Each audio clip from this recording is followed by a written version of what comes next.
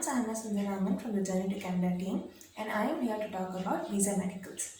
So, the visa medicals is something that has to be taken care of by each and every one of us. So, this is like a mandatory document for you to apply for your student visa. This has to be done, that is, the visa medicals, the certificate has to be got only by doctors who are recognized by IRCC. Any other document or any recent health checkup that you have done through, and even if it has the same tests that are being done by these people, are not going to be agreed. So when you go on to the IRCC website and you check for visa medicals, you get the criteria, the requirements, the eligibility, and also the list of doctors who are recognized by IRCC for each and every city. So you have to go only to that particular hospital, and only that particular doctor is going to conduct the examination for you. With respect to Bangalore, I would give my own example. So I got it done at Elpid Diagnostics, which is at Indian Express building. Dr. Susan is the registered or recognized person by IRCC for your Canadian visa medicals. So you have a lot of tests that are to be done. First and foremost would be a normal laboratory test where you take two blood samples, in some cases three, but two is usual, not less than that. So after your laboratory test of taking blood samples, they will ask for your urine sample. And then on you have your physical examinations such as your eye test, your height, weight and other things. You would be questioned about any general issues that you already have, or if you are under any medication and things like that. Then on, you'll move on to your chest x-ray examination. It is recommended that you wear loose clothes or clothes that are easily removable and wearable, because you will have to change your clothes when you're going for the chest x-ray. Also note, it is better not to wear any ornaments during the time you go for your medicals, because again for your x-ray you'll have to remove the ornaments and things like those. With respect to the next step, you would meet the doctor and they would examine you physically with respect to your heart rate and your normal doctor checkup. Like they ask you to breathe in and breathe out, and they check you thoroughly and they ask you questions related to any health issues, any complications, any surgeries you have had, or any medications you're undergoing, or if you have any complication which you think you have but you haven't yet shown it to any doctor or consulted any doctor. It is recommended that you tell the doctor anything and everything you have gone through all through your life, right from your childhood, because that would give them a better stance to diagnose you properly and give a proper report to IRCC with respect to your health condition. It's okay to disclose any information to them regarding your health factors, because you're not going to be judged by anybody. They're just going to put it as a report and send it to IRCC, and that's it. Be very, very sure to not forget to take the acknowledgement sheet that has a barcode and your photograph uh, at the end of all of these examinations, because that is the document you will have to upload in the IRCC portal when you are trying to apply for your study permit or your student visa. So that acknowledgement document, the letter that they give, it would be a two-page letter. So that is the most important document, and please be safe with that. Also, another point to note is you would be asked to get 2-3 passport size photographs and your original passport. Note your original passport and not a Xerox copy of it for the medical examination.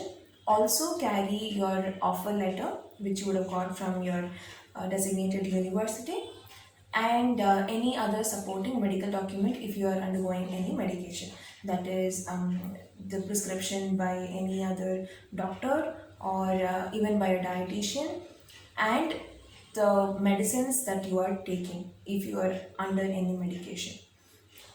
Please note, the photograph should be a very recent one, and preferably the one you would also upload for your study permit application.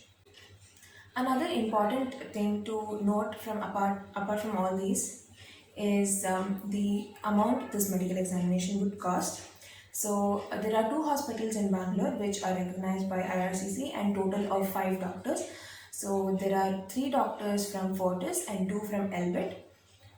Elbit costs you around 3,900 rupees, whereas Fortis charges about 4,500 rupees. The examinations which are going to be taken are the same, so you can just go to either of the reserves closer to you and get it done. Make sure you collect all acknowledgement slips, bills, and your original passport since you should be showing that to them.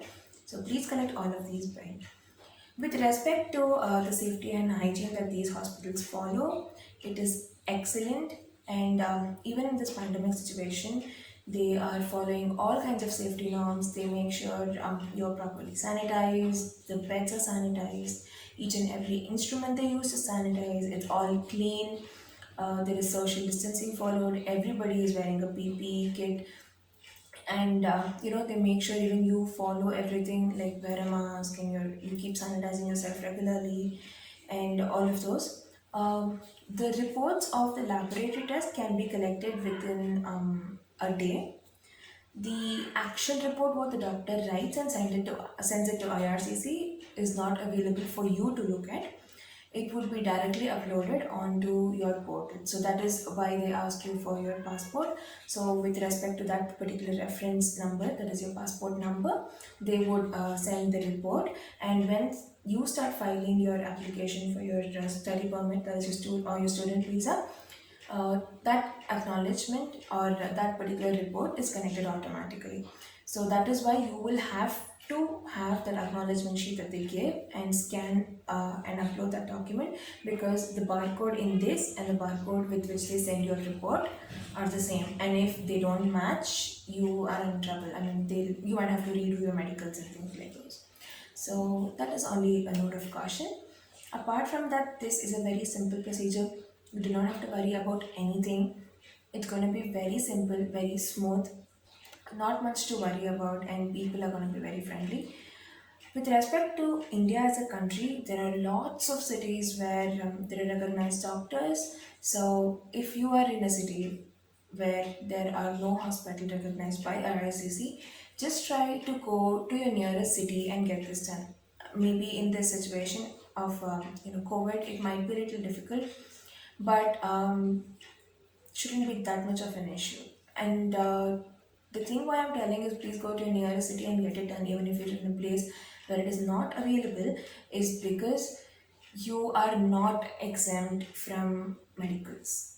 This is mandatory. You will have to submit this, and there is no options and exemptions from these. There's no second chance and there's no second go. It's not like I've not done this, so I'll submit everything else and I'll do this later. When you're submitting your application, you can tell them, but at the end of the day, if you're not getting it done, you're not going to get any response from IRCC with respect to your study permit. So please get this done at the earliest. As I already mentioned in the beginning, this can be done either before applying or after you apply. So that depends on your comfort. Um, the only document is the acknowledgement letter that you would have to take care of. The overall experience for me was great. At Elbit, they were very friendly, and each and every nurse, the doctors, all of them knew proper information about what has to be done first, what next, and how is the procedure and everything. They are very clear about what they're doing, so you do not have to panic about anything. Okay, will they do it properly? It's this, it's that, it's something so important for me, and what's it gonna be? So please be very, very free. You don't have to worry about anything. They know their job, they're actually doing a great job. And I've also had friends who have been to Fortis, and I got the same response from them as well, that they know very clearly as to what they're doing, and you don't have to worry about anything. You just go there, pay your amount, and get your medicals done, and come back safe. So that's it from my side and the DCTC team. This is a goodbye. Thank you so much for watching, and we're always here to help you. So feel free to ask any doubts, any comments, and we'll get back to you. Thank you so much. Stay home, stay safe.